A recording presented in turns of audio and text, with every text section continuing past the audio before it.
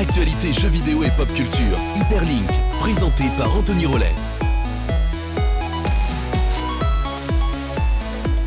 Et bonsoir à tous, bonsoir Bertrand. Salut Anthony, Comment salut à vas-tu ? tous. Ça va très bien, ravi d'être là.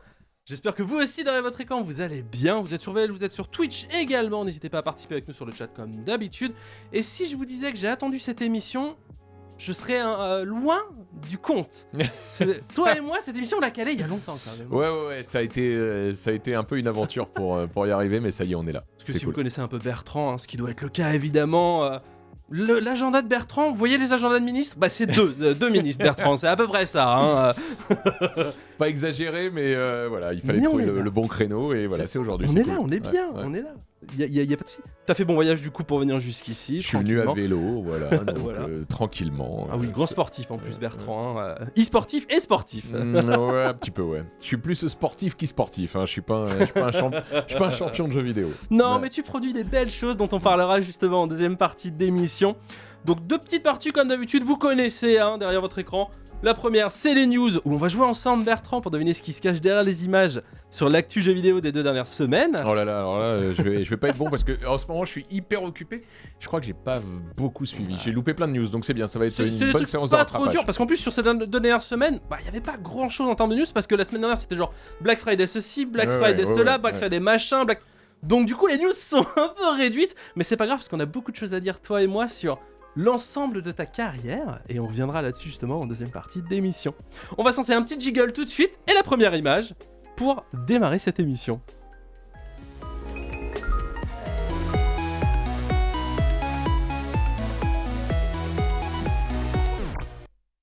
Et du coup, on va t'afficher tout de suite la première image, Bertrand.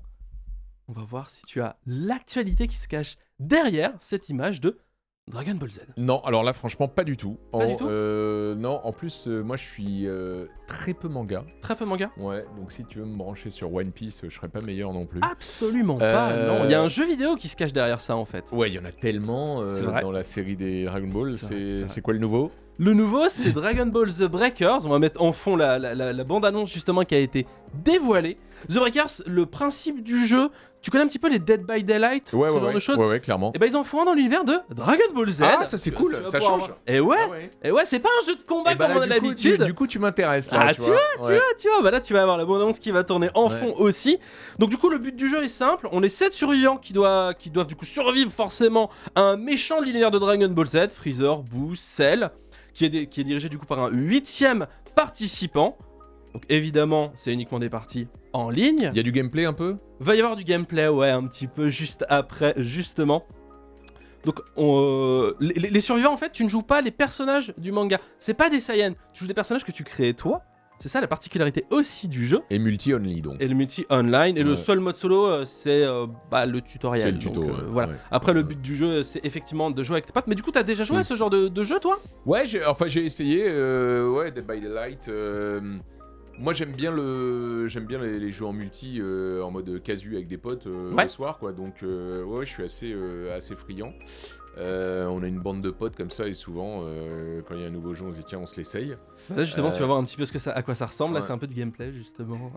C'est le bon moment pour chiller le soir avec des potes, tu vois, en C'est ça. ligne. On a beaucoup joué à Rainbow Ouais. Six. Là, vraiment, depuis la sortie, je crois que c'est le jeu où on a le plus joué, cette bande de potes. Après, certains sont passés sur Apex, un peu moins, sur Warzone, FIFA, tu vois, vraiment en mode casu. Ah ouais, ok, d'accord, on voit. Ouais. Et du coup, toi, même si t'es pas très manga, c'est un jeu qui pourrait t'intéresser sur un test ou pas du tout ? Je pense pas. Pas Je pense friand pas, de l'univers. parce que ouais, je suis pas friand de l'univers. À tester, voilà, si les potes me disent c'est vraiment cool, viens, on essaye. Mais je pense qu'il faut quand même être branché par l'environnement. Ouais, je pense qu'il faut au moins connaître les méchants parce que comme tu te bats contre eux, voilà. Après, si tu vas pas les Saiyans ou quoi, c'est moins grave. Ouais. Mais ouais, pourquoi pas. Après, ça se trouve, il sera en plus dans le Game Pass, hein, comme beaucoup de choses maintenant sont dans le Ouais, Game alors Pass. là, évidemment, quand c'est dans le Game Pass, tu testes plus Mais facilement. grave.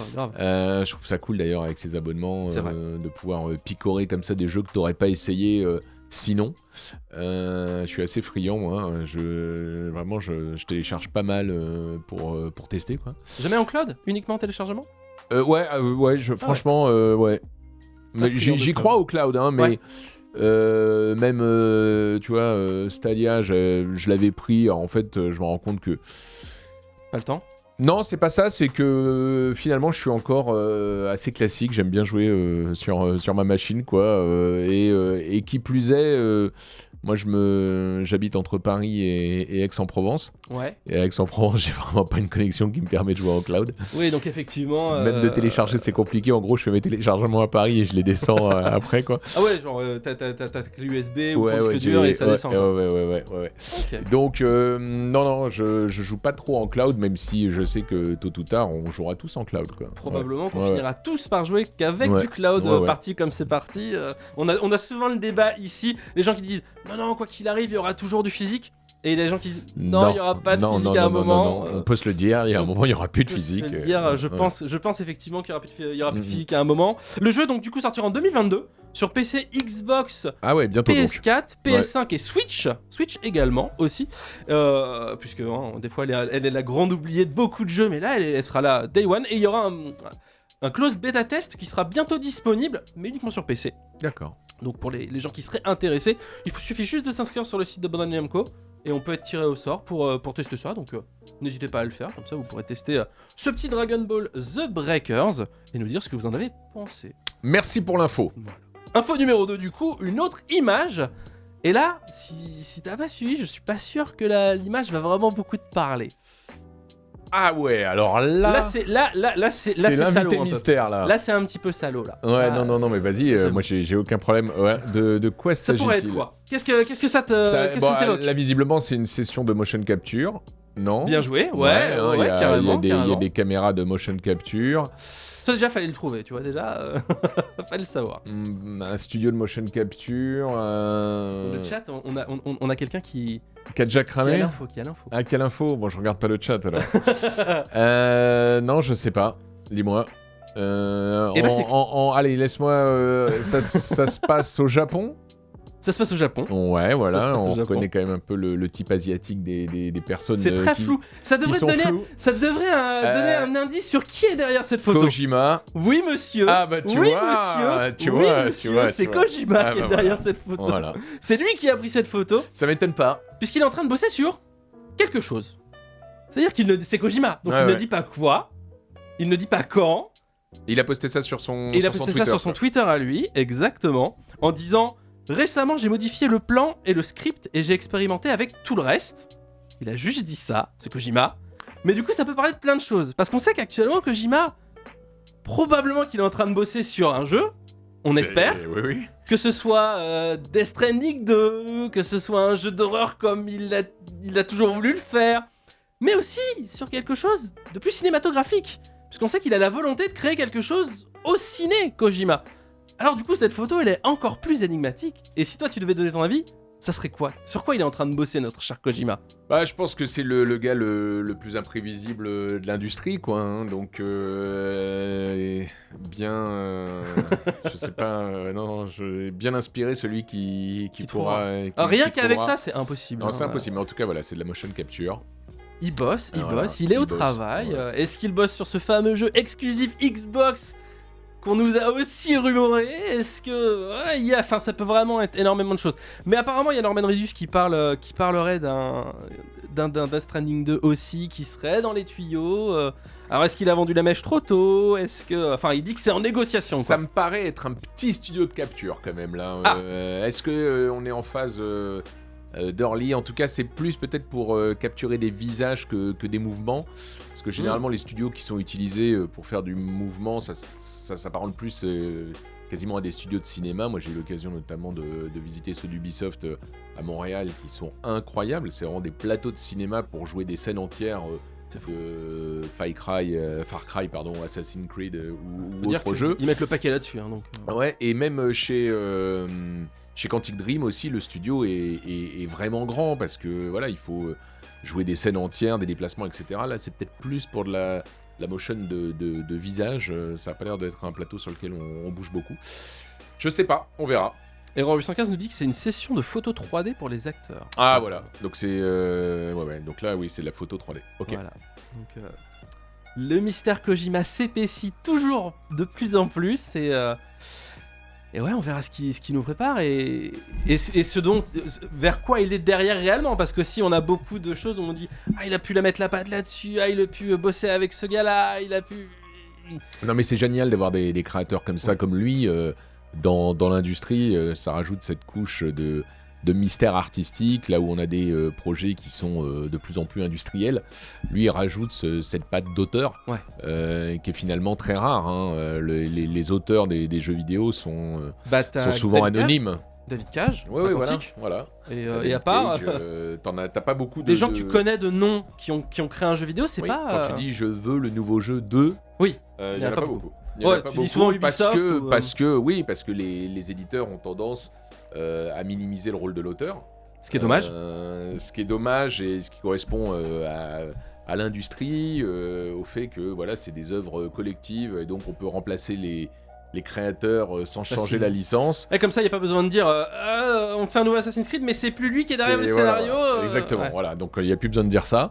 Et c'est un petit peu dommage parce que le jeu vidéo reste un produit artistique avant tout. Bien sûr. Et quand on va voir un film, on va pas voir un film Universal, on va voir un film de tel ou tel réalisateur. Exactement. Donc c'est bien qu'il y ait des auteurs qui signent vraiment de leur touch comme Kojima. Il n'y a qu'à voir le bruit que ça avait fait quand... Kojima et Konami se sont séparés et l'impact sur Metal Gear derrière. Hein, et son arrivée à la conf PlayStation I'm Back.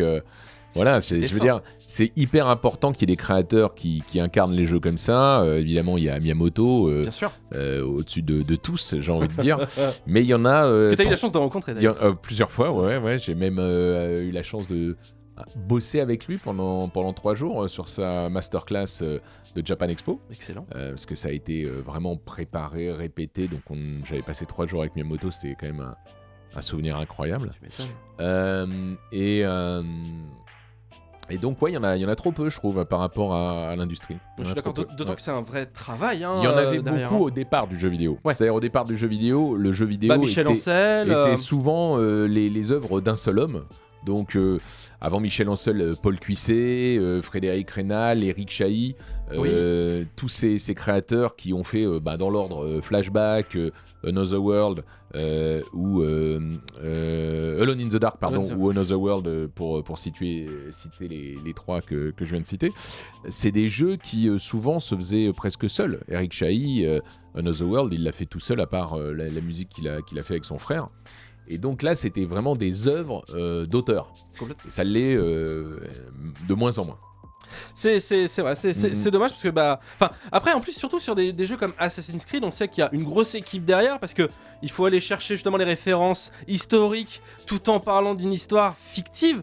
La frontière elle est difficile à jauger, du coup il y a un gros travail des équipes derrière et pouvoir mettre des noms sur ces gens-là, ça serait cool quand même. Mais les crédits sont là, mais on sait aussi qu'ils sont malheureusement trop souvent passés à l'as par les joueurs et comme tu dis un jeu qui quand tu vas dans un magasin dire je veux le dernier Kojima, tu le sais, et quand tu veux le dernier Assassin's Creed, tu dis je veux le dernier Assassin's Creed. Donc, à voir. Peut-être qu'un jour ça se démocratisera, peut-être qu'on reviendra à des jeux où ils sont un peu plus nominatifs. Comme tu dis, c'est de l'art et beaucoup de choses vont vers montrer que le jeu vidéo est de plus en plus de l'art aussi. Donc peut-être qu'on finira par dire moi je suis derrière ce scénario-là et que les gens soient un peu plus fiers, comme les films aussi, de dire je vais voir le dernier film des Avengers par... Mais ouais, non.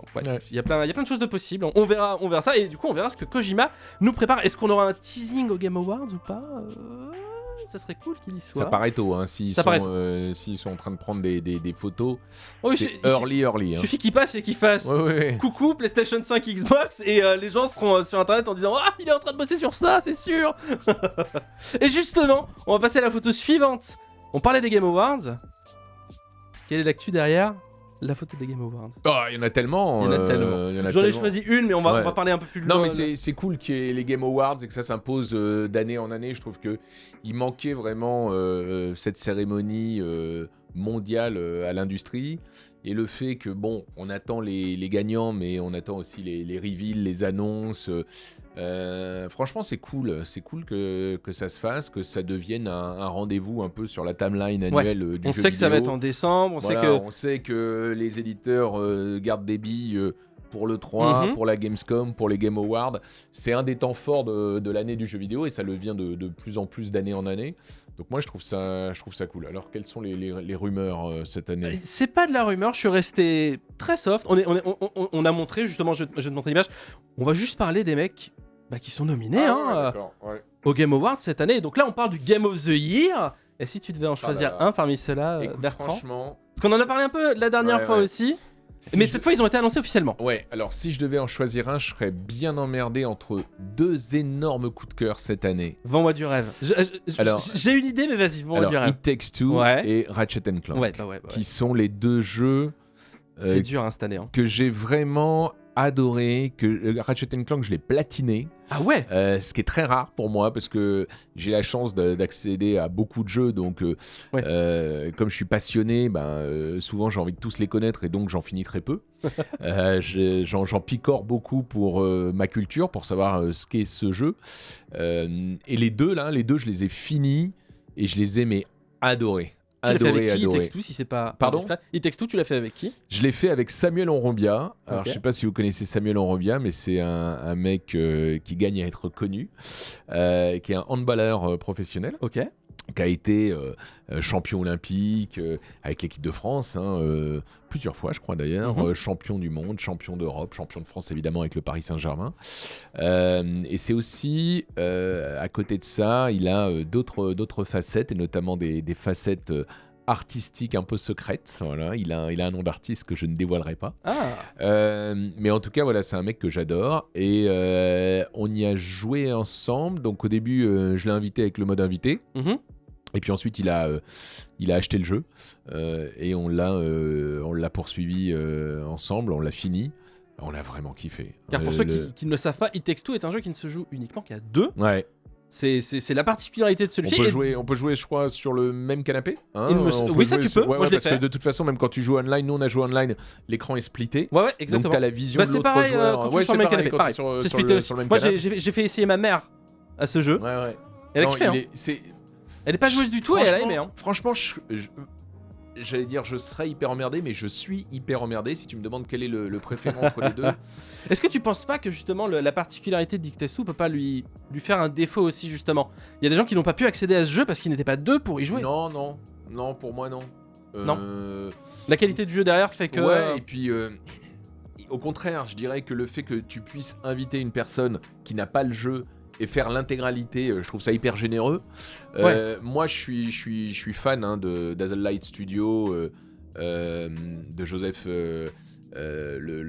Joseph Farr, Joseph Fares, Fares. le créateur qui est suédois d'origine libanaise, qui est je une crois. personnalité à part entière. C'est hein. un mec génial. Moi, c'est un mec que j'avais rencontré.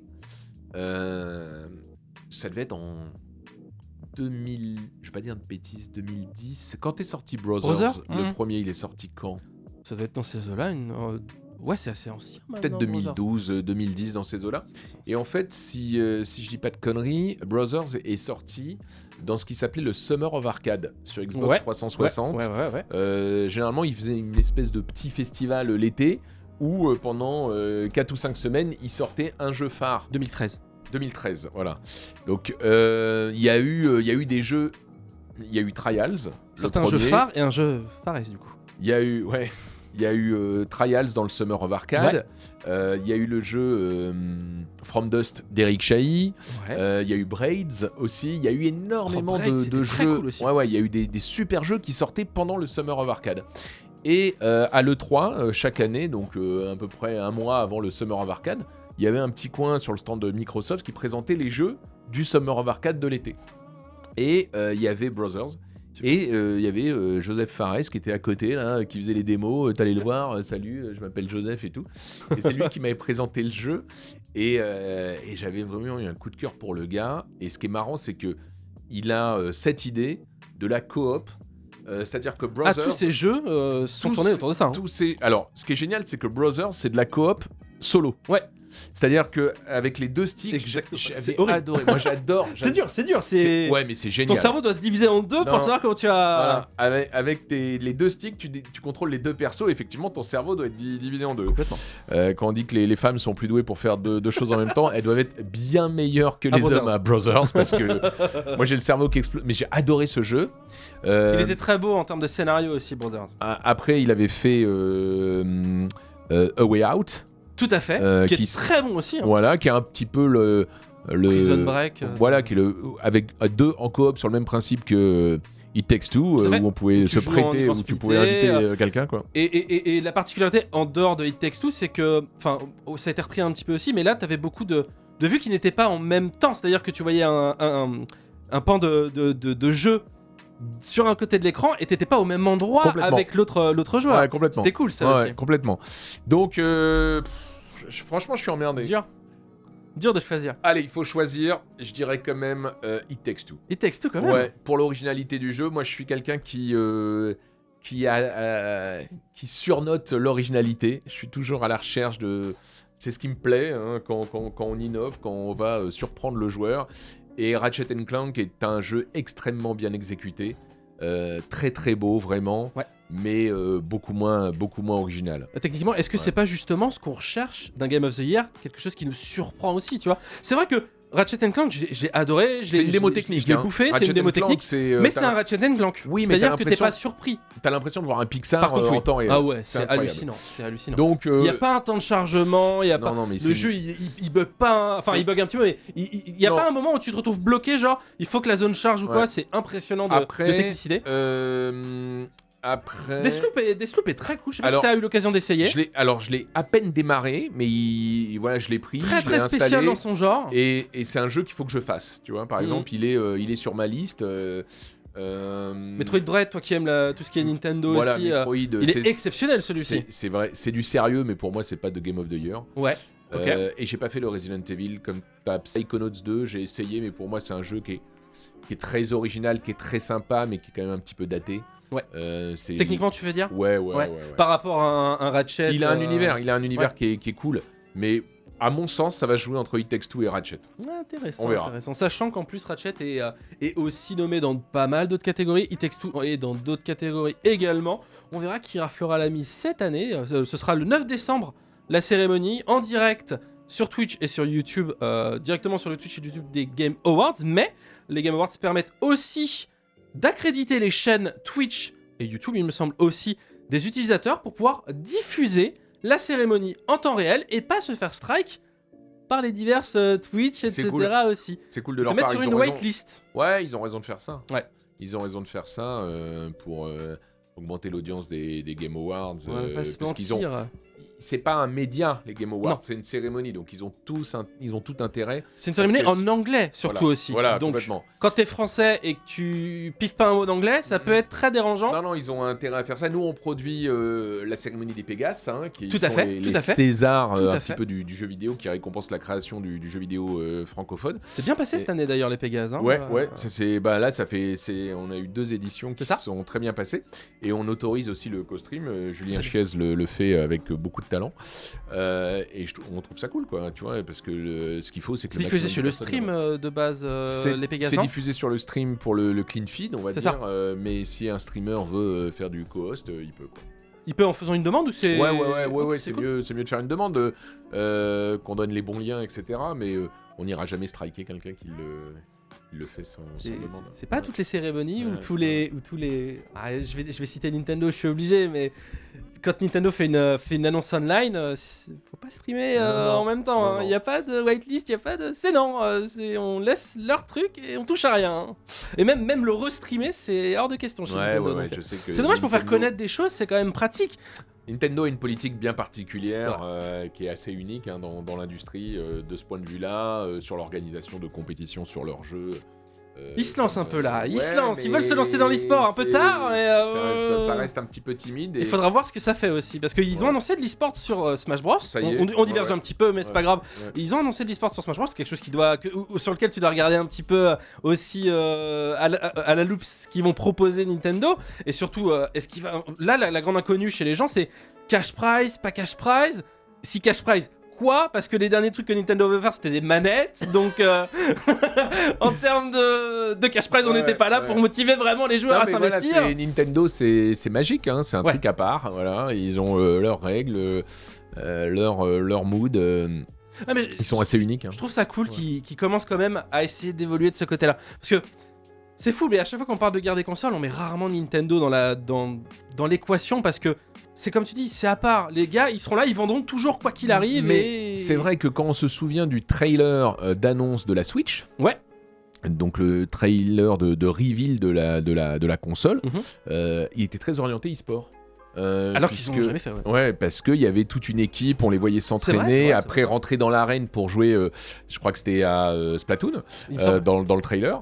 Mais finalement, moi je me suis dit, waouh, ils annoncent carrément les ambitions en e-sport et tout. Bon, c'est pas encore ça, mais il y a eu des compètes, notamment à l'E3, sur Splatoon, sur Smash, etc.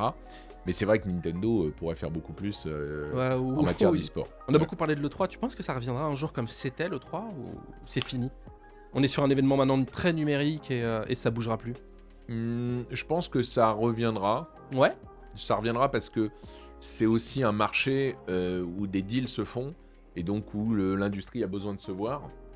Maintenant, je pense que l'industrie a moins besoin de ces salons.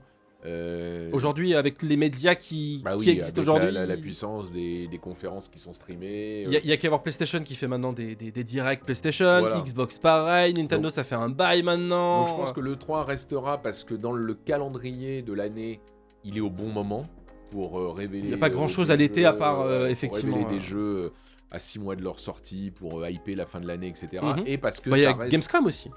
Oui, il y a la Gamescom, mais qui est quand même beaucoup plus européenne, quoi. Et non, moi je pense que ça restera, mais ça ne redeviendra jamais ce que ça a été. Et de toute façon, c'est un salon qui, malgré tout, n'est plus ce qu'il était depuis bien longtemps. On s'en rend peut-être pas compte quand on suit le 3 à distance, parce qu'on a les annonces de Microsoft, d'Electronic Arts, etc. Mais ils sont plus sur le salon.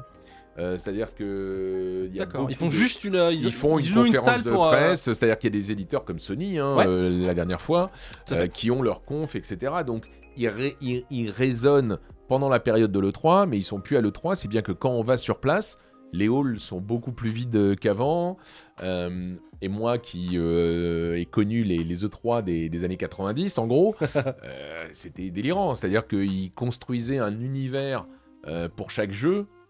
Quand Nintendo lançait un Perfect Dark, il y avait un univers entier ou un Zelda. Ils avaient créé vraiment dans le salon un espace t'avais l'impression d'être dépaysé. Tu rentrais dans le jeu. Dans le jeu et c'était ça sur tous les stands, etc.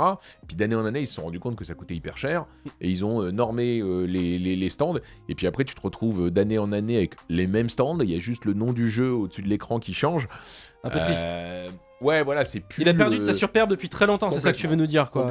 Complètement. Ça reste un événement majeur. Et ça reviendra jamais pour toi ? Non, ça reviendra jamais parce que. Trop d'argent ? Bah oui, et puis c'est plus. T'as plus besoin de ça.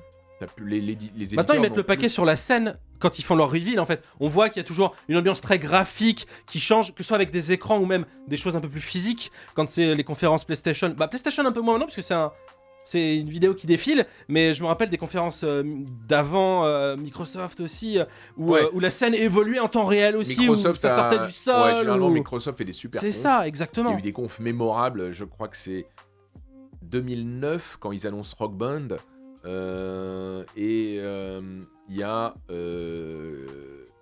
quand même ce qui est resté des Beatles sur scène, quand même, pour le Rock Band de Beatles. Ah oui. Dans la même conf, il y a Spielberg qui vient pour annoncer la série qui, je crois, n'a pas vu le jour, Halo.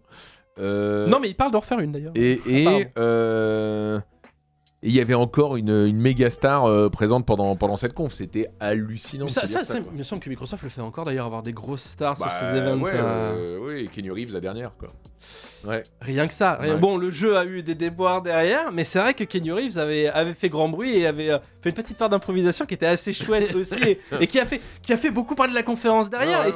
Et c'est ça aussi d'avoir des C'est gens devenu qui... un mème. Bien sûr, Ouais. mais c'est ça d'avoir des gens aussi qui ont pas juste un texte à lire et ou qui peuvent avoir une petite part de... Si je fais ça à ce moment-là, si ça se trouve, on le sait pas, mais ça va faire juste du buzz partout et faire parler, que ce soit de la conférence, de l'éditeur, du jeu, et ça c'est cool.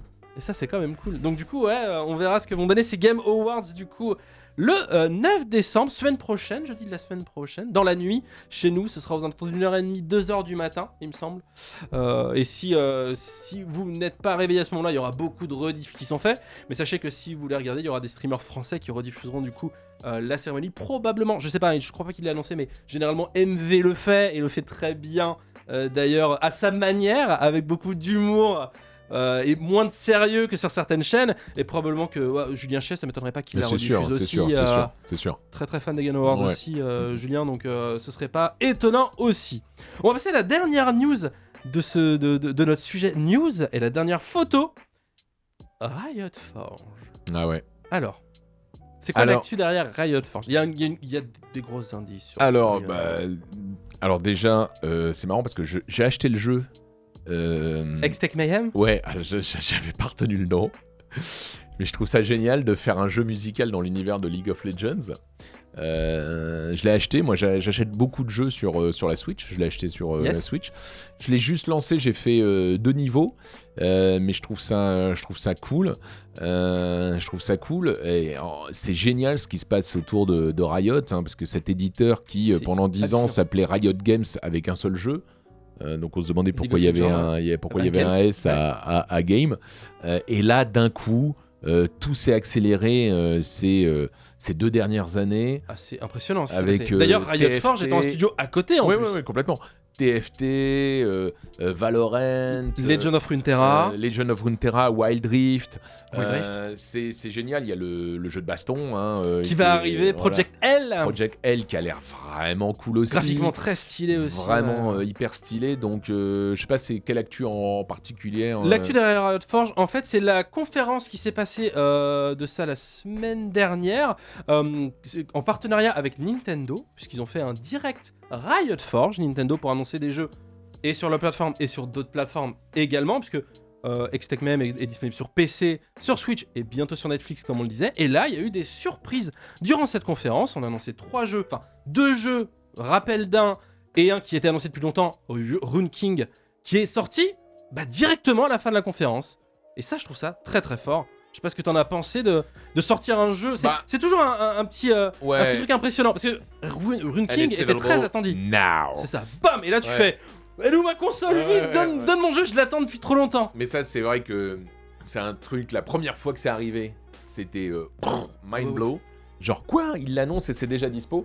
Et maintenant, c'est quand même assez classique. Ouais. C'est-à-dire d'utiliser une conf pour révéler la sortie et du coup optimiser les téléchargements. C'est pareil pour les bêtas. Généralement, ça finit par N-Beta now. Ouais, voilà. À l'E3, Roller Champions d'Ubisoft avait fait ça. Ça devient assez classique, donc c'est... T'as pas le même effet que tu pouvais l'avoir il y a quelques années, mais oui, c'est toujours très, très cool. Non, franchement, Riot, c'est incroyable la place qu'est en train de prendre Riot. Ouais. Je pense que dans l'industrie du jeu vidéo, ils ont enterré Blizzard. Qui était quand même l'éditeur. Et en plus, Blizzard fait des mauvais choix. Non, mais c'est ça. Et prend beaucoup de... Blizzard avait un peu toutes les cartes en main. C'était l'éditeur historique de et à chaque fois, on disait... Ouais, Riot fait du Blizzard. Et aujourd'hui, c'est Riot qui a le lead. J'ai l'impression qu'ils ont retenu les chevaux pendant des années en optimisant. Riot Forge est créé depuis très longtemps, d'ailleurs. On commence à seulement voir les projets de Riot Forge. Voilà, on sait qu'il y a beaucoup de projets depuis longtemps. Et d'ailleurs, une personne qui bosse chez Riot m'avait dit qu'en gros, il y avait une telle pression sur les studios qui faisaient les nouveaux jeux que personne voulait être le premier jeu à sortir après League of Legends. C'était toujours non, vas-y, toi premier. Allez, c'est marrant qu'ils aient choisi du coup Hextech Mayhem, mais au final aussi Rune King le même jour. Du coup, deux projets Riot Forge sortis d'un coup. Je te propose de regarder justement la bande-annonce de Rune King et on en reparle juste après, en plein écoute. Très bien, écoutez-moi. On a une nuit de l'horreur à arrêter. Et n'oubliez pas, à partir de maintenant, c'est Capitaine Fortune. La déesse m'a fait part d'une vision. La brume noire se concentrait sur les îles obscures. Si la brume est réellement de retour, je la repousserai à nouveau. Il est hors de question que je perde ma ville pour complaire au délire d'un fou furieux. Les ténèbres qui arrivent engloutiront tout. Nous tous réunis, on est invincibles. Et je ne faillirai pas cette fois. Pas encore. L'heure est venue pour la vérité de faire surface.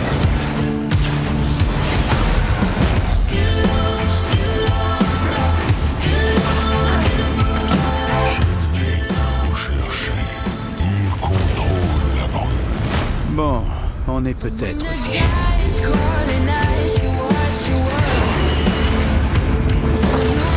La déesse nous a-t-elle abandonnés? Allons, on a subi quelques revers, mais on n'est pas encore battu.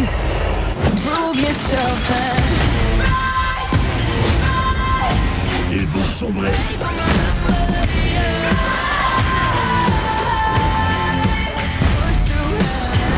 Il n'y a qu'une seule et unique reine. Ma reine.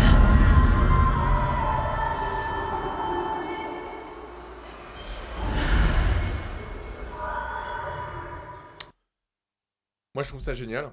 Je trouve ça génial qu'avec le lore de League of Legends, ils arrivent maintenant à décliner. Il y a la série Arcane sur Netflix. Et je trouve ça hyper cool parce que League of Legends est un jeu qui est pas du tout un jeu accessible. Faut y passer. Même en termes d'histoire, hein, d'ailleurs. Oui, aussi, non, mais hein. c'est En termes de jeu aussi, ouais. C'est un jeu qui est difficile. Surtout difficile de s'y mettre maintenant quand il y a 150 champions et qu'on sait pas par lequel commencer. etc. Exactement.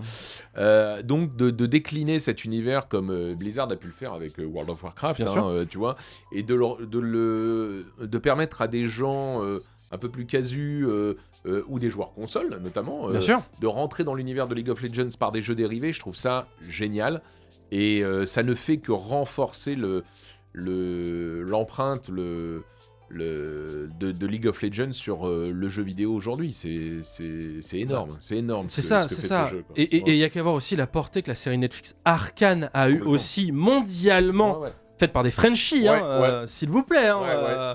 C'est cool, c'est beau ce qui arrive à Riot et franchement ils ont mis le temps à sortir des choses autres que League of Legends, mais ça marche à fond. Et là du coup on aura deux autres jeux aussi qui sortiront un peu plus tard, qui sera Convergence, qui sera un peu plus axé sur le perso Echo de League of Legends, et on aura Song of Nunu qui racontera l'histoire du coup de Nunu.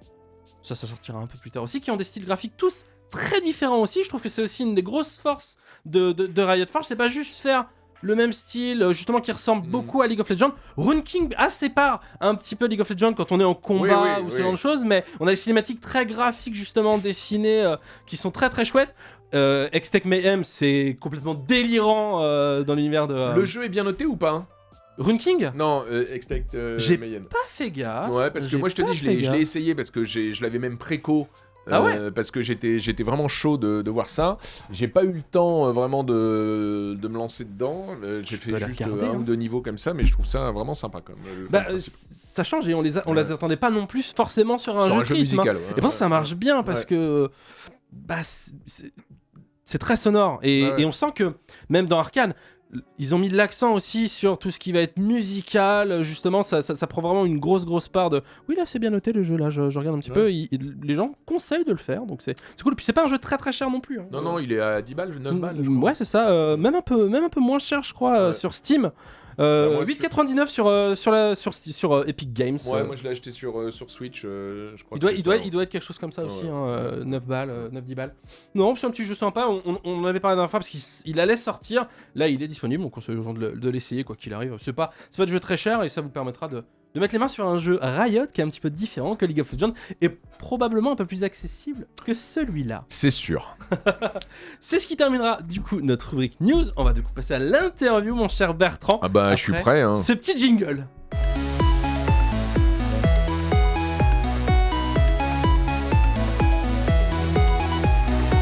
Ah, là c'est le moment où je peux plus vraiment te piéger Bertrand, c'est le moment où on va parler de toi en fait, du coup, toi au sens large. Et on va revenir au début, mon cher Bertrand. C'est quoi le tout premier jeu vidéo auquel toi t'as joué ? Alors, le premier jeu vidéo digne de ce nom, j'ai envie de dire, c'est Space Invader. Ouais. Puisque c'était le jeu qui était fourni avec l'Atari 2600, qui a été ma première vraie console quand j'avais 10 ans. Mais auparavant, j'avais quand même joué à des jeux vidéo sur les consoles de type Pong, c'est-à-dire les consoles qui avaient plusieurs jeux, mais qui étaient plus ou moins tous les mêmes, le tennis, le foot, Oui, le c'est rugby. Deux barres qui envoyaient un pixel. Voilà, c'était à peu près, il y avait que le nom du jeu qui changeait.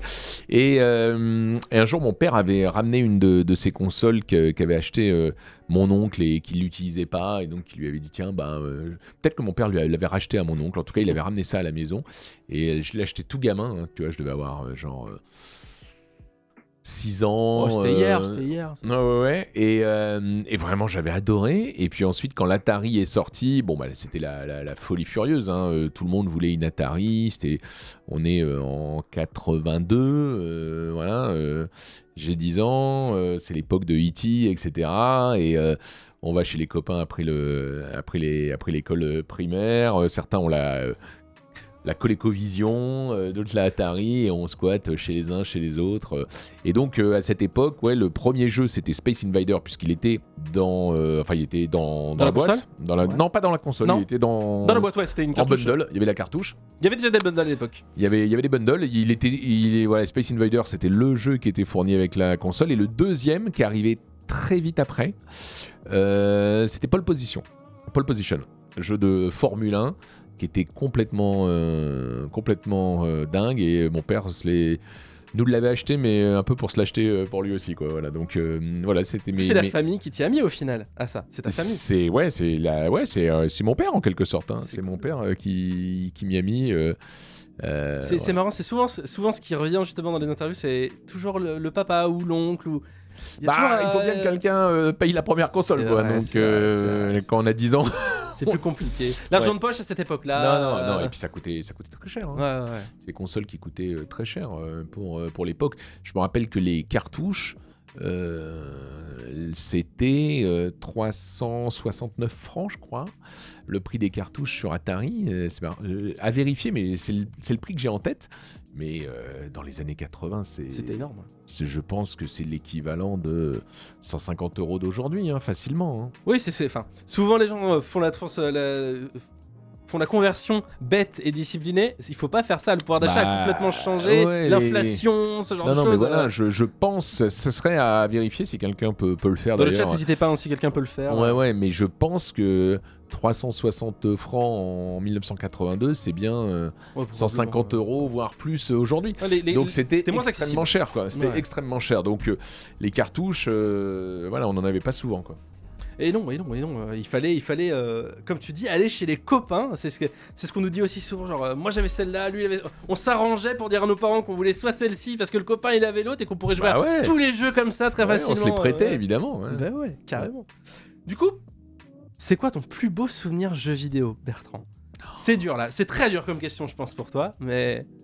Si t'en avais même plus, même deux si tu veux, mais j'en ai des tonnes. Je veux dire, j'ai joué toute ma vie. C'est vrai. J'ai joué, je me suis jamais arrêté de jouer. Alors pas le plus beau, mais raconte-nous un de tes beaux souvenirs alors. J'en ai un qui me vient spontanément. Voilà. Metal Gear Solid, le premier sur PlayStation. Ouais. Là tu me parles. Là, franchement, j'avais ressenti des trucs que je n'avais jamais ressenti avant devant un jeu vidéo. C'est-à-dire où tu te dis waouh. Un petit peu comme quand tu vois le Sixième Sens avec Bruce Willis, quoi, et tu dis waouh, où ils m'ont emmené, j'ai rien vu venir. Et Kojima, c'est ça. Voilà, Kojima, c'était ça. Le code sur le carton, et en fait, c'est le code qui est sur le boîtier. La fréquence, le Psycho Mantis qui dit pose ta manette et qui la fait bouger. Mais tu te dis, et moi, ce jeu, en plus, je l'ai fait en import. D'accord. Donc, j'étais pas du tout spoilé. Effectivement, du coup... j'avais un pote qui faisait son service militaire en entreprise à Montréal. Et donc, il y avait la date de sortie nord-américaine. Et je lui ai dit va le réserver dans le magasin et tout. Il m'a fait un FedEx et en gros je l'ai reçu le lendemain ou le surlendemain de la sortie aux US, bien avant de la sortie française. Et en plus, je crois de mémoire qu'il y avait même le français dans les menus puisqu'il était sorti au Canada. Et donc je me suis pris le truc sans être au courant de rien. Ouais, on est à une époque où aujourd'hui c'est sûr que quand un jeu sort, il n'y a pas de vidéo, il n'y a pas de Twitter, il n'y a pas YouTube, donc personne n'avait joué à ce jeu en France. Moi je l'ai reçu vraiment day one pour ainsi dire. Et ouais, ça c'est spontanément, ça reste des... La claque que t'as prise avec Metal Gear Solid. Plusieurs claques dans ce jeu quoi. Quand il lit ta carte mémoire, des tas de trucs. L'émotion présente à l'intérieur du jeu aussi, tout le travail d'écriture derrière. Bien sûr, les plans de caméra. On est sur un jeu. J'ai lu un livre sur Metal Gear Solid où Kojima explique comment il a créé ces plans de caméra. Est-ce que tu le sais? Comment il les a fait? Il a utilisé des Lego, où il a recréé les scènes en Lego. Et du coup, il savait où placer sa caméra pour que ce soit le meilleur angle possible pour filmer ça. Non, mais c'était... Ouais, c'est un des souvenirs, mais j'en ai des tonnes. Franchement, j'en ai des... On pourrait passer une semaine à raconter des moments... On va créer une émission qui s'appellera Les anecdotes de Bertrand. Non, mais c'est les anecdotes de tous les gamers. Oui. On a tous des souvenirs de ouf sur des jeux vidéo. Moi, voilà, ça fait 40 ans que je joue, donc... forcément. T'en as une pelletée. Tu serais chaud sur un remake? Sur un remake PS5 de Metal Gear Solid ou pas du tout? Tu le redécouvrirais pas comme à l'époque, mais est-ce que ça t'intéresserait? Non, je crois pas. Je crois que je sais pas. Je sais pas. Tu vois, il était sorti sur PC. Il me semble qu'il avait sorti. Mais il était remake avec la GameCube aussi, évidemment, Twin Snake. Mais non, je pense que c'est un truc, tu le vis une fois, ça fait pas partie des jeux que j'ai envie de refaire, quoi. C'est sûr que la surprise serait plus à l'époque, mais regarde, s'ils faisaient comme ils ont fait avec FF7 Remake, où ils réécrivent finalement un petit peu l'histoire, why not, ils seraient capables de faire un truc. Mais je te dirais, pourquoi pas, tu vois, par exemple, un des jeux que j'ai le plus fait dans ma vie, fait et refait, qui est normalement un truc que je fais jamais, parce que, comme je le disais tout à l'heure, moi j'aime essayer plein de jeux, connaître les jeux et pas nécessairement tous les finir parce que j'ai souvent pas le temps et encore moins les refaire. C'est Link's Awakening par exemple. Ça c'est un jeu que j'ai fait sur Game Boy noir et blanc la première fois, sur Game Boy Color après avec la version DX où t'avais des trucs en plus et de la couleur, etc. Après je l'ai refait quand il était sorti sur le store de la DS. J'étais content de le refaire. Et je l'ai refait sur Switch, remasterisé, quoi. Je l'ai découvert avec la Switch. Mais c'est jamais la même chose, parce que là, j'ai dû peut-être attendre le 7e ou 8e donjon pour commencer à plus me souvenir des trucs. Les autres, je les avais trop fait, quoi. Je connaissais le chemin par cœur. Donc, non, je suis pas fan des remakes, même si là, je dois dire que j'ai acheté le Vice City, le GTA Vice City. Et alors ? Parce qu'on entend tout et rien sur... Enfin, on entend surtout des bugs sur... non, franchement, il est pas ouf. Ouais. Mais j'aime tellement cet univers des années 80, Miami, ce mix de flics à Miami et de Tony Montana et de Scarface, là. Et la musique est tellement dingue, c'est tout ce que j'aime, ces sons des années 80, que j'y joue avec plaisir. Mais je trouve qu'ils se sont pas foulés, quoi, pour... une Definitive Edition. C'est apparemment ce qui ressort beaucoup. Les graphismes ne sont pas non plus. Non, franchement c'est pas ouf. C'est décevant, mais ça reste pour moi. C'est ta petite Madeleine de Proust. Genre j'aime ce jeu, j'aime cet univers. Juste cruiser dans les rues de Miami en écoutant la radio, je kiffe, quoi. C'est un des gros trucs. En écoutant Flash FM. Et c'est toujours là alors Flash FM. Il y a toujours Flash FM. Toujours Flash FM. Très bien, on va parler maintenant un petit peu de ta carrière. On va être un peu moins sur le perso. Mais qu'est-ce qui t'a amené à faire une chronique jeux vidéo sur Canal J? Parce qu'il faut la vendre à l'époque, ça. Non, mais c'est...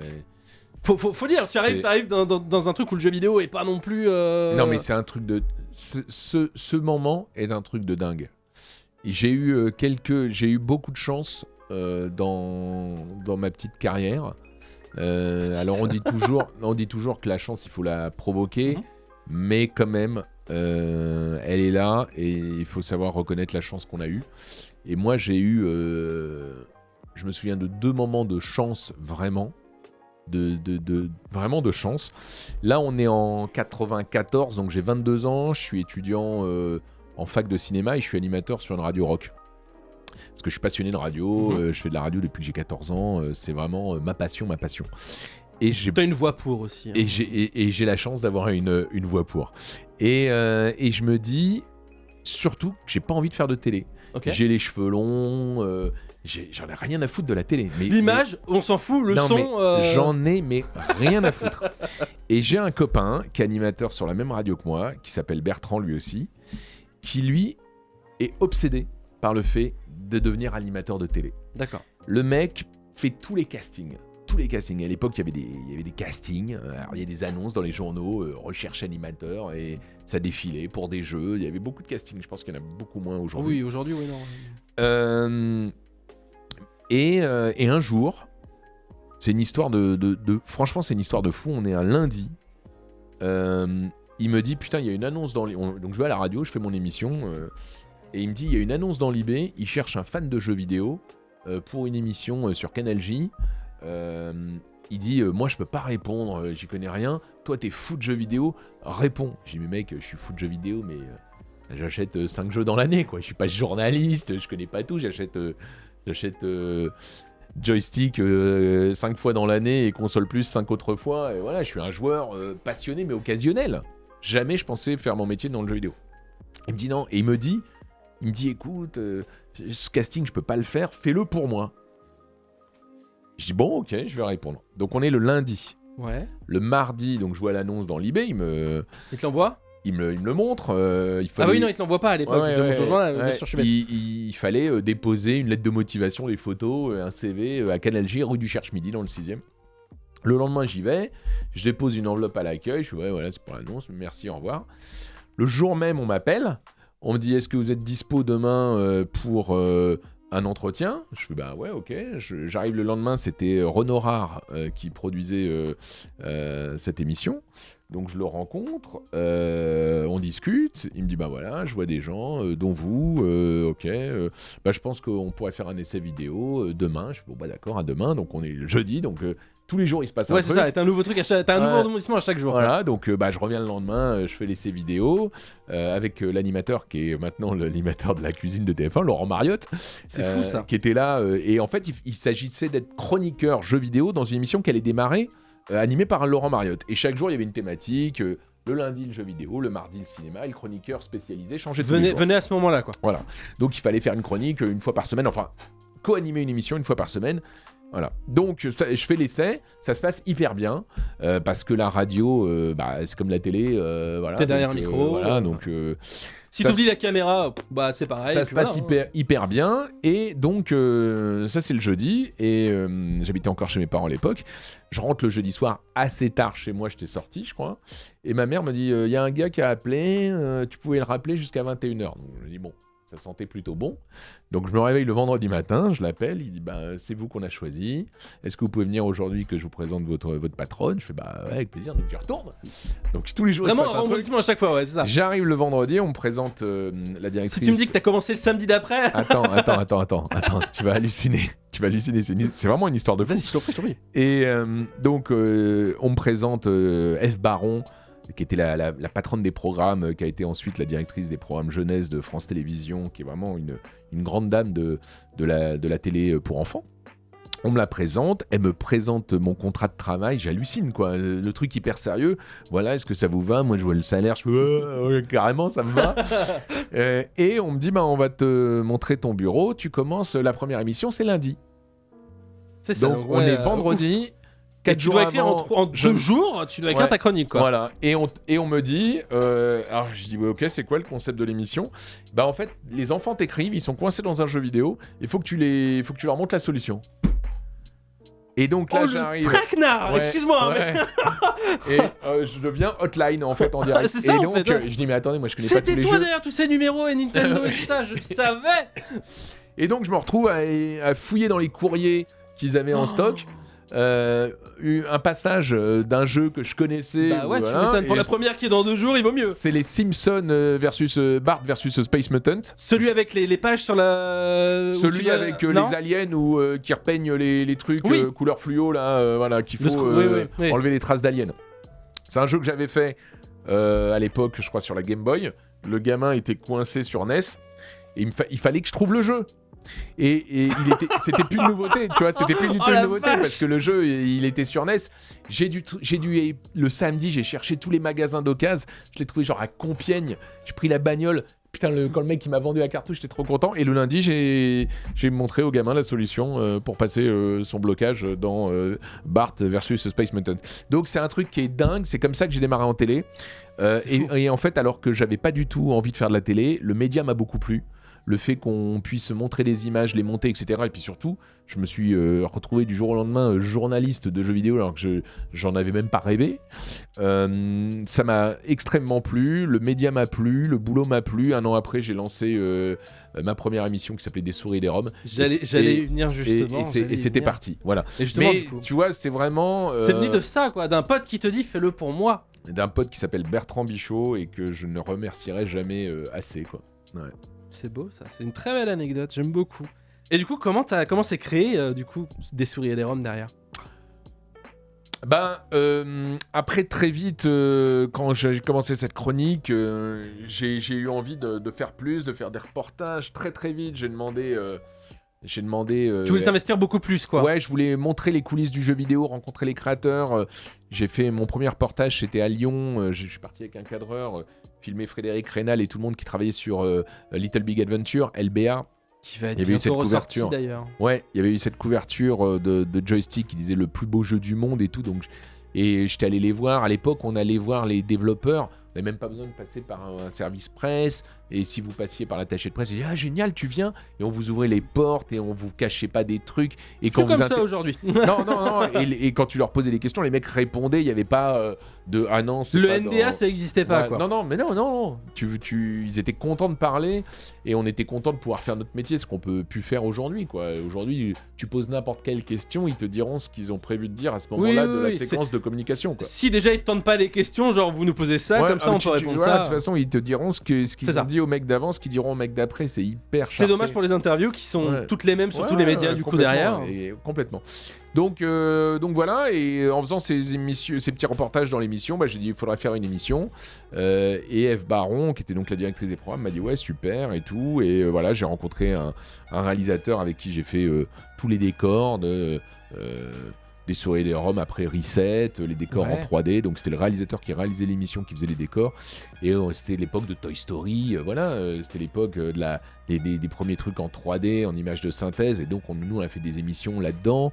On est complètement rentré dans des émissions virtuelles où on a inventé des univers, c'était génial. Qui se faisait pas à l'époque, ouais. Et on avait les moyens, parce qu'à l'époque Canal J était une chaîne qui avait vraiment les moyens et qui les mettait dans les émissions, voilà. Donc ça a été une période magnifique de ma vie où j'ai découvert la télé à une époque qui était assez unique. Des chaînes du câble et du satellite qui avaient les moyens. Après, c'est devenu des chaînes hyper cheap. Aujourd'hui, c'est plus compliqué. Mais, les chaînes du satellite, mais dans les années 90, ces chaînes avaient beaucoup de moyens. Ouais. Et donc, il y avait des belles émissions où on pouvait faire des reportages. Et tu pouvais proposer des choses aussi, du coup, et créer aussi avec eux. Ouais. Voilà, et très vite, dès 96, j'ai dit il faut aller à l'E3. C'était la deuxième édition de l'E3. La première édition, c'était en 95, donc je l'avais vu dans la presse.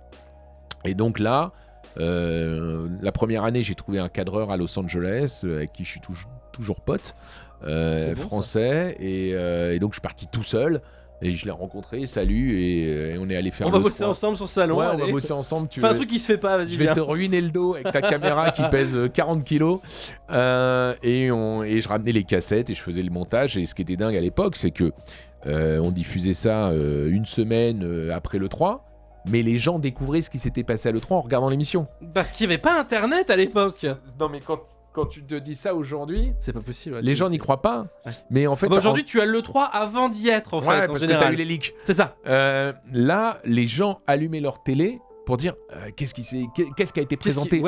Qu'est-ce qui va sortir. Zelda. Non mais C'est fou. Ouais. C'est une époque. Majora's rêvée, Mask, en fait. Ouais. ça a l'air bien. Et vraiment, Mario 64. Et c'est dingue, mais c'était ça.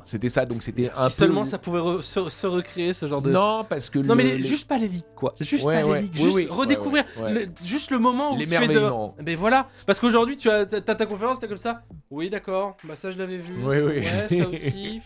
Ouais. Non, et puis. Non, mais c'est vrai qu'il y avait. C'était l'époque extraordinaire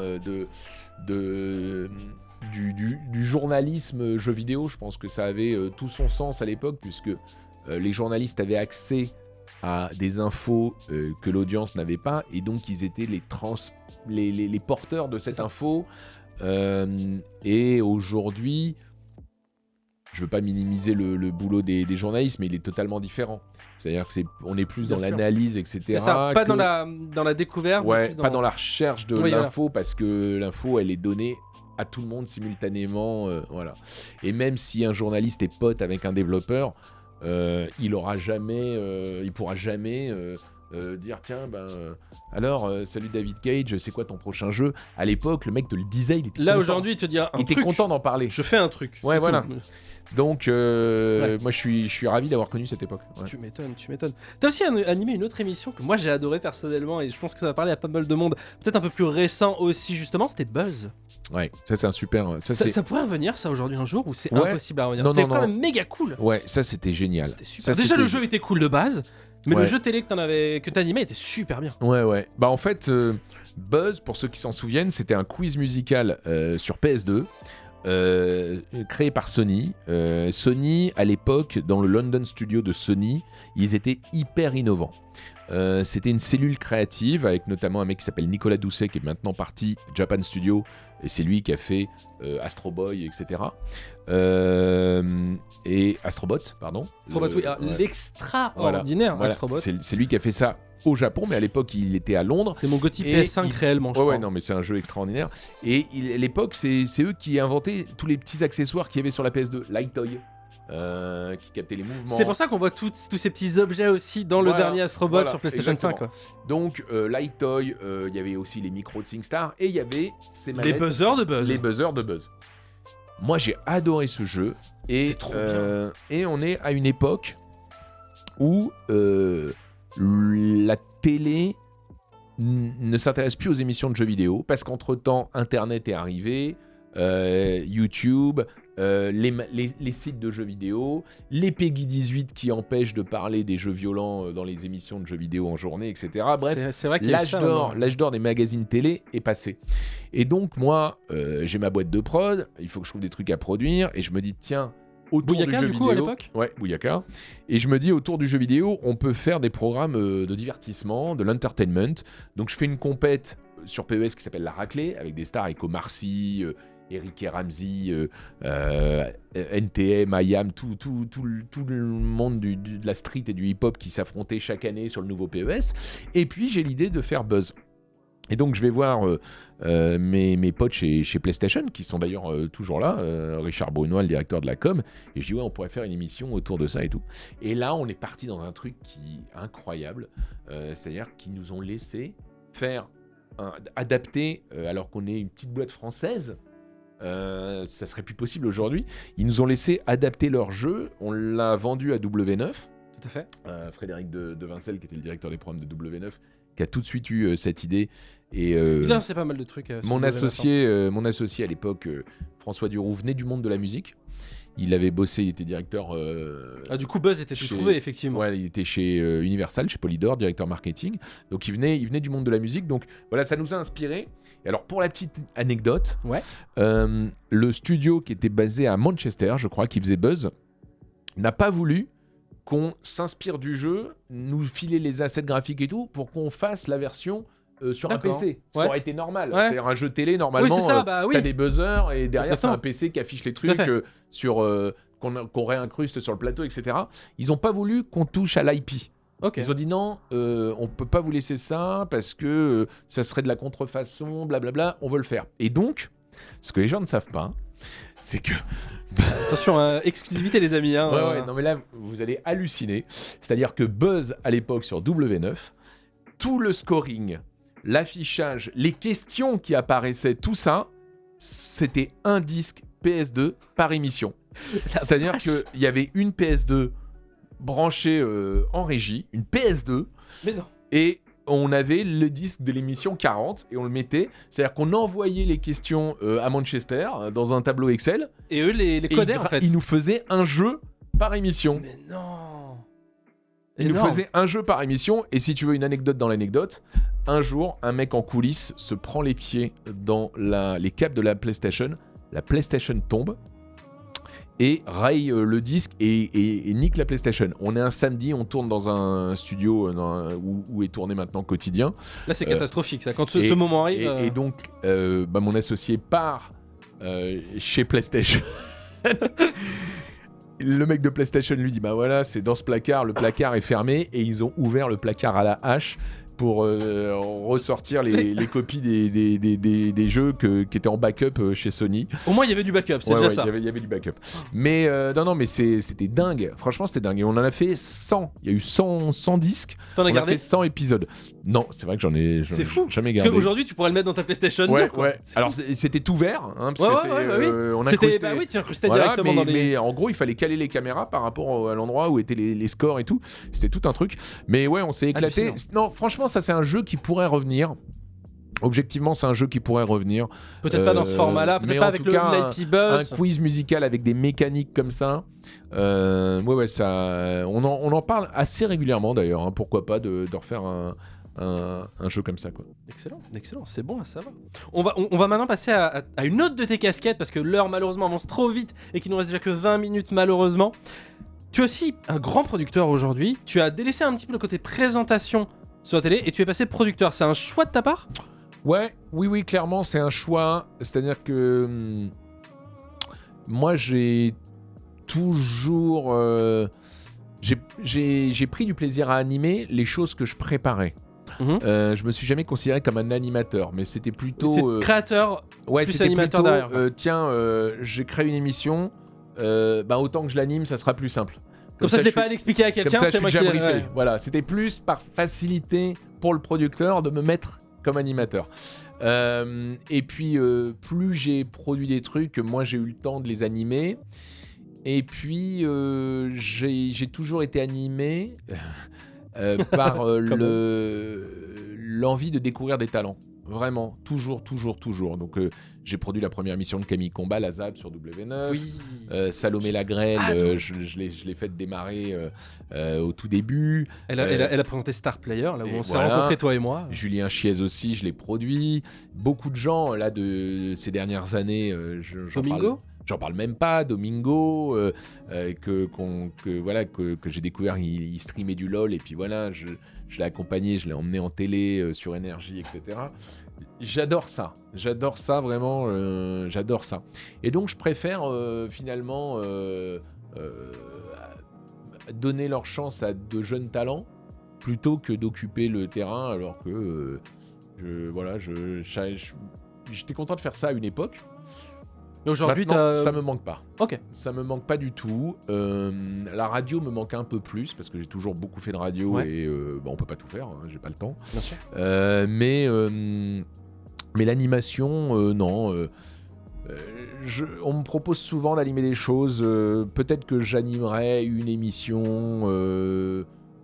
Ou une émission spéciale, une fois par an, des choses comme ça, je veux bien le faire. Pas un truc trop quotidien, pas un truc hebdo, il faudrait vraiment un événementiel, quoi. Ouais, voilà. Ça m'irait.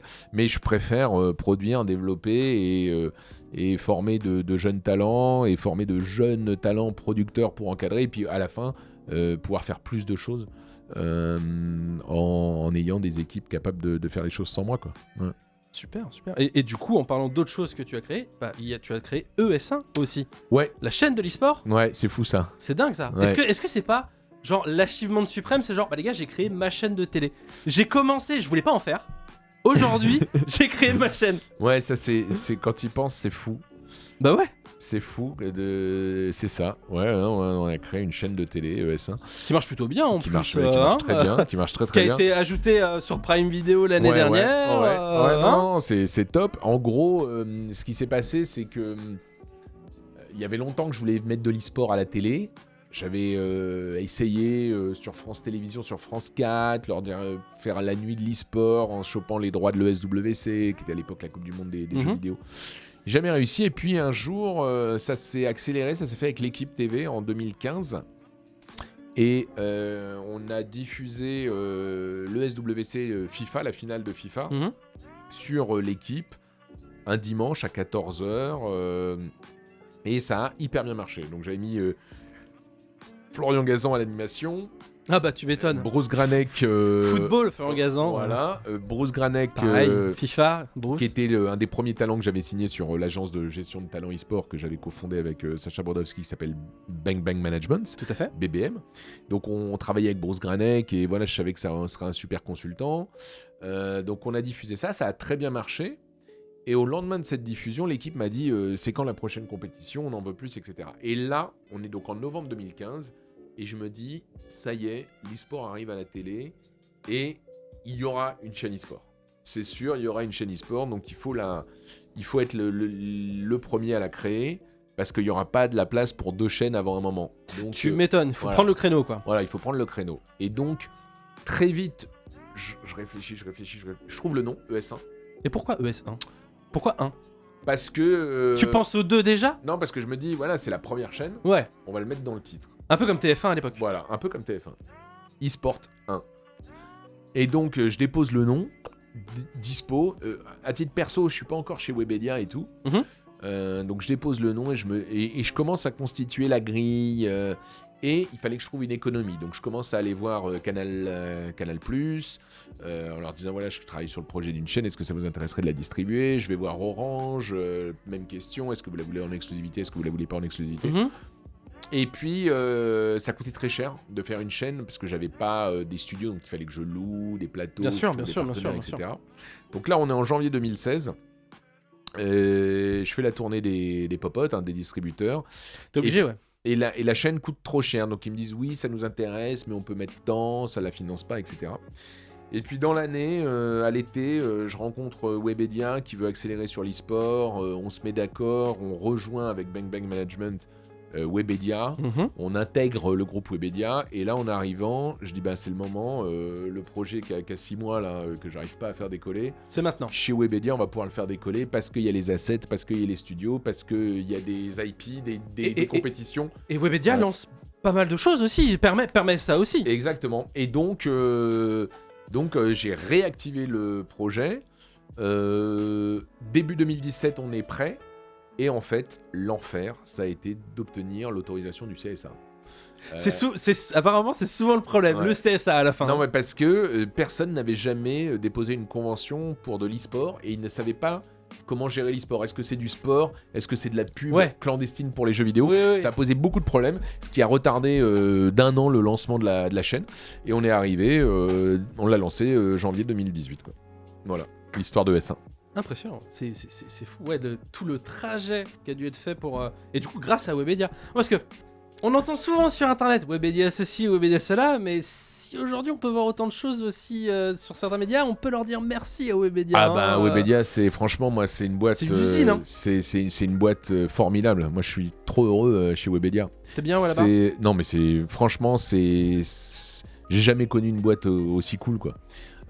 Tu peux vraiment développer des projets, c'est une fourmilière de talents, il y a des studios partout, tu croises tout le monde, c'est une boîte d'entrepreneurs, donc t'as une idée, tu peux la faire, c'est pas comme ces grosses boîtes, ces grands géants des médias où il faut passer toutes les stats, c'est une boîte qui reste avec un esprit de start-up, on a une idée, on y croit, on se démerde, on la lance. Même si on la rate, parce qu'ils ont lancé à fond le live à l'époque, voilà. Ça s'est raté, bon bah tant pis, ça exactement. s'est raté. Et voilà, on s'est planté, on arrête. Il y a d'autres choses. Voilà, il y a d'autres choses.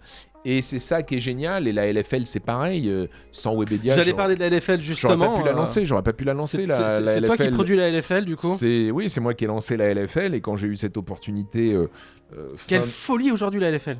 C'est une folie aujourd'hui, mais il fallait y croire en 2018. Et sans Webedia ? Ça n'existait pas. Ça n'existait pas parce qu'on a perdu de l'argent pendant plus d'1 an, pendant 1 an et demi, presque 2 ans. On a perdu de l'argent pendant 2 ans, à vrai dire. Ouais. Mais quand je suis allé voir le big boss de Webedia, Cédric Siré, je lui ai dit, écoute, il y a l'opportunité de créer une ligue, ça s'est jamais fait, c'est sur le jeu de League of Legends, j'y crois, on va faire un truc super, mais il va falloir qu'on investisse parce que avant d'embarquer les teams et de pouvoir être ce que c'est aujourd'hui, d'embarquer il faut que ça l'audience, d'embarquer les sponsors, il va falloir qu'on investisse. Il faut le créer, quoi. Et il m'a dit, t'y crois? J'ai dit ouais, j'y crois, et il m'a dit go. Et ça, il y a pas une autre boîte qui l'aurait fait. Ah non, ça c'est clair. Et aujourd'hui, la LFL, est-ce qu'elle est? On parle bien sûr de la Carmine Corp dans la LFL qui fait des résultats impressionnants, hallucinants. Incroyable. Qui peut-être un jour sera dans des ligues un peu plus hautes aussi. On leur souhaite. Exactement. S'ils arrivent à avoir des fameux slots qui valent des sous impressionnants des dizaines aussi. de millions de dollars. C'est impressionnant. Ouais. Et c'est beau le succès de la LFL aujourd'hui, et c'est beau de pouvoir montrer de l'e-sport justement bien cadré, bien mis en scène, bien sous rapport, et made in France aussi, tu vois, c'est vachement cool. Non mais c'est génial, la LFL c'est extraordinaire. C'est belle aventure aussi. Ouais, magnifique aventure. C'est un des trucs dont je suis le plus fier vraiment ces dernières années, quoi. Mais c'est beaucoup de boulot, les gens se rendent pas compte. Les gens se rendent pas compte à quel point c'est énormément de boulot, la relation avec les diffuseurs, en l'occurrence au gaming, puis au TP. OTP, ouais. La relation avec les teams, Bien sûr. relation avec l'éditeur Riot pour qu'il nous fasse confiance, la relation avec les... Ouais, parce que tu dis lancer la LFL, il fallait convaincre Webedia, mais il fallait convaitre Riot derrière aussi. Non mais quoi. exactement, et les teams, ouais. de dire... Venez jouer Venez pour la jouer, LFL. vous allez voir, ça va être bien. Ouais. On peut faire des trucs bien, regardez. Et tout ça, c'est beaucoup de boulot. C'est énormément de boulot. Si tu devais garder un projet, si tu devais refaire un même projet, aujourd'hui, tu choisirais lequel? C'est dur aussi parce que t'en as lancé beaucoup des projets. Ah, la seule question. Il y a trop de trucs. Il y a trop de bons trucs. Ouais, non, mais il y a tellement de belles choses aujourd'hui aussi. J'ai kiffé tous les projets que j'ai faits, hein, parce que c'est la chance, c'est le luxe que j'ai, c'est-à-dire que je ne fais que ce qui me plaît. Je vais pas faire un projet parce que quelqu'un tu vas pas signer un gars qui genre t'inquiète pas, ça va cartonner. Ouais, mais j'aime pas. Ouais, mais le mec me plaît pas. Ouais, c'est ça. Moi il y a des mecs même des mecs qui cartonnent, qui viendraient te voir, genre Bertrand, moi j'ai ça aujourd'hui. Non, mais il y a des mecs qui cartonnent à qui j'ai dit on bossera pas ensemble parce que pas d'atome. Pas d'atome, tu vois. Donc j'ai la chance d'avoir choisi mes projets, les personnes avec qui je bosse. Donc il y en a pas un que je referai plus qu'un autre, quoi. C'est beau. On va parler un peu de futur, peut-être. Ça va dépendre de ce que tu vas répondre. Est-ce que tu aimerais nous parler d'un projet qui va arriver et dont tu as le droit de parler? Parce que je sais que c'est pareil. Tu as des choses que tu probablement pas pouvoir nous dire, mais est-ce que tu pourrais nous parler de quelque chose? Quelque chose que tu vas lancer dans pas très longtemps ou pas? Ou dans plus longtemps même? Ouais. Un projet sur lequel tu bosses? Alors, qu'est-ce que je peux dire? C'est la dernière question. Après, on s'arrête malheureusement. Bon. J'en aurais des milliers encore.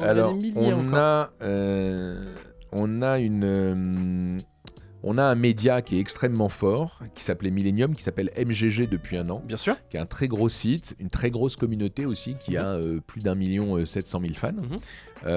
Et c'est un média dont je m'occupe depuis un peu plus d'un an. Donc j'ai fait le rebranding parce que la marque donc Millennium, MGG justement. Voilà, j'ai fait le rebranding en MGG parce que la marque Millennium avait vécu. Oui. Elle incarnait un peu l'e-sport historique. Et puis les anciennes têtes, genre Zerator aussi. Exactement, voilà. Et donc on avait besoin de la refresh, de la rebrander et d'aller justement vers le futur, sachant qu'il y avait eu plus de 10 ans de très belles années de Millennium. Mais voilà, je considérais que cette marque avait vécu et qu'il fallait l'inscrire dans le futur. Donc on l'a rebrandé en MGG pour garder le M de Millennium et le GG de Good Game. Et j'ai voulu qu'elle soit très incarnée avec des talents. Et en fait, je me suis rendu compte que les talents étaient déjà là dans l'équipe de Millennium, sauf qu'ils n'étaient pas mis en avant. Et il y a des gars qui se sont révélés cette année, comme The Great Review, Augustin Helio qui fait des hits sur la chaîne YouTube d'MGG qu'on a lancé, Maxime Biaggi aussi qui est en train de devenir un talent. On en a entendu parler très récemment aussi dans le jeu de rôle Exactement. qui a eu récemment sur la chaîne de Amine voilà, et Maxime Amazon. Biaggi, quand je suis arrivé, il était en stage. chez MGG, il s'occupait de Fortnite et je me suis dit, ce mec a un talent, donc on l'a signé, on l'a fait rentrer dans l'équipe en CDI, et voilà, c'est un journaliste e-sport, mais qui a un talent, donc je suis hyper fier, quand je te disais que j'aime révéler les talents, je suis hyper fier que ces gars explosent, et on va continuer à développer la marque MGG. Super. Et on va lancer, donc ça c'est une exclue. Allez. On va lancer une chaîne Twitch. Ok, la chaîne Twitch MGG du coup. On va lancer une chaîne Twitch MGG, donc ça va être un... 2022 ouais, 2022. Donc ça va être un projet qui va beaucoup me prendre m'occuper. de temps. Ouais, voilà, on lance on étend la marque MGG. Uniquement de l'e-sport, des émissions en plateau. En fait, c'est ce qui se passe aujourd'hui sur MGG, c'est-à-dire c'est l'e-sport et c'est le jeu vidéo un petit peu compétitif. Les gens qui ont envie d'aller plus loin dans le jeu, il y a beaucoup de gens qui viennent sur MGG pour avoir des guides, pour vraiment avoir les solus, mais plus que les solus. Voilà, genre le 100%, le platinum. Voilà. On va être vachement là-dedans, donc il y a beaucoup de journalistes, filles et garçons, qui ont beaucoup d'expertise à partager. Et puis aussi, on va mettre des compétitions. Super. On organise énormément de compétitions qui, pour certaines, ne sont pas diffusées sur des chaînes qui nous appartiennent. On trouve les meilleurs partenaires. Ouais, bien sûr. Mais l'idée, c'est d'avoir aussi un canal pour pouvoir les ramener à la maison, entre guillemets. Ou accueillir de nouvelles compétitions qu'on va lancer. Super. Voilà. Qui pourrait derrière, du coup, s'étendre aussi dans le spectre de l'Internet. Voilà. Donc, en gros, voilà, c'est une nouvelle corde à l'arc MGG, quoi. C'est génial, ça. Puis c'est une bonne nouvelle pour MGG Millennium aussi. Qui a révélé aussi beaucoup de gens qui sont là aujourd'hui. Tu parlais de Zerator, bien sûr. Torque et Marmotte, enfin bien sûr. MV. Tout le monde est passé par Millennium. Et maintenant, j'ai envie que dans 5 ou 10 ans, on dise il est passé par MGG, quoi. Voilà. Millennium était devenu désincarné. La marque, tu veux dire, Millennium ? Ouais, voilà. Et moi, pour en revenir au début de la discussion, j'aime les talents, j'aime les aider à s'exprimer, à éclore. Et donc, quand on m'a confié le projet MGG, c'est vraiment ce que j'ai voulu faire dès le départ. Et là, je suis très très fier de l'équipe qui est en place, quoi. Ouais. C'est super. Ce sera le mot de la fin de cette interview. On aurait vraiment beaucoup de choses à dire encore ensemble. Tu reviendras un autre jour. Quand tu veux.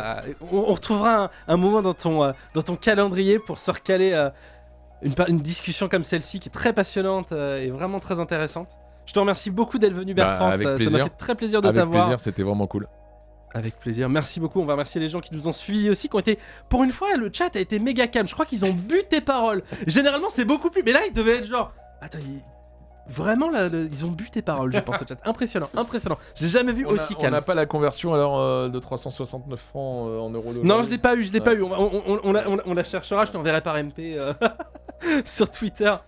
Je vais remercier aussi VL du coup de nous avoir laissé faire cette émission jeux vidéo sur leur antenne. Je vais remercier Maxime à la réalisation aujourd'hui et vous tous de nous avoir suivis. On revient la semaine prochaine, ça va être un peu spécial la semaine prochaine. On aura 4 invités en plateau. On va avoir Titavion, on va avoir Tom de Geek or Die, on va voir Fabrice de Recallbox et Kelly Gamerboy et on va parler rétro gaming sur le plateau. Il va y avoir des quiz, il va y avoir des surprises, ils vont ramener des goodies et des trucs collector. Ça va être assez marrant, je pense. Petite émission avant Noël comme ça où on va revenir un peu dans le temps justement. J'aurai peut-être la réponse justement du prix la semaine prochaine avec ça. Je peux leur poser la question et ça c'est drôle aussi. Une bonne et ça c'est rétro gaming ça. Ouais. Carrément.